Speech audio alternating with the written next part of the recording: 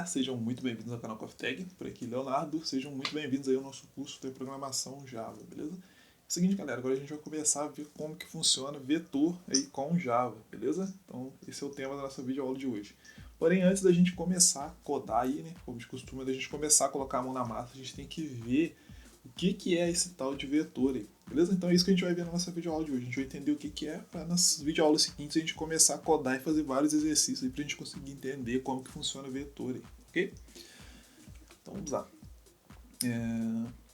Então galera, vetor ou arrays unidimensionais, então vocês podem encontrar esses outros nomes aí em livros ou em outros materiais na internet aí, tá ok? Então vocês podem encontrar o nome como vetor, pode encontrar o nome array, você pode encontrar o nome array unidimensional, array bidimensional, então tem vários nomes, mas o nome mais popular aí é vetor, tá ok?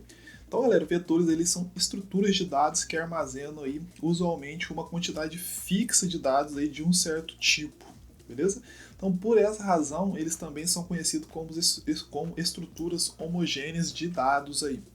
Tranquilo? Então, só recapitulando aí, lembra que quando a gente ia declarar a variável, a gente colocava o tipo, por exemplo, eu quero declarar uma variável do tipo inteiro, eu vou dar o nome para ela de, por exemplo, número, e coloco que essa variável número é igual a 1, ou seja, eu declarei uma variável e falei que ela vale 1. Okay? Então já no vetor, e quando eu declarei essa variável falei que ela vale 1, ou seja, ela salvou, ela alocou um espaço na memória. Okay? Quando a gente trabalha com vetor, a gente pode declarar dentro de uma... quando você declara uma variável, você pode alocar vários espaços na memória dentro de uma única declaração. Então isso a gente vai ver mais futuramente aí, tá ok? Mas voltando aqui. Então, galera, internamente, cara, um vetor ele armazena diversos valores, como eu acabei de resumir, tá ok? Então, cada um desses valores aí é associado a um número que se refere à sua posição de armazenamento, tá ok? Essa posição de armazenamento ela é conhecida como índices, tá ok? Então, os vetores aí, eles são estruturas indexadas, tá? Em que cada um desses valores aí, desses vetores, eles são armazenados aí em uma certa posição ou que a gente chama de índice, tá ok? Então isso aí é chamado de elementos do vetor ou a gente pode falar assim, valores do vetor aí, beleza? Então cada elemento ou valor desse vetor ele pode ser utilizado individualmente de forma direta, tá ok? Então o que eu quero dizer com isso? Que esses valores eles podem ser lidos ou escritos diretamente sem nenhuma regra ou ordem pré-estabelecida, beleza? Então, fazendo dos vetores a estrutura de dados de acesso aleatória, ou seja, o número de posições de um vetor corresponde ao tamanho que ele tem. Então, por exemplo, se eu tiver um vetor de tamanho 10, tá ok? Esse número de elementos aí, isto é, ele pode armazenar até 10 elementos aí dentro dele, beleza?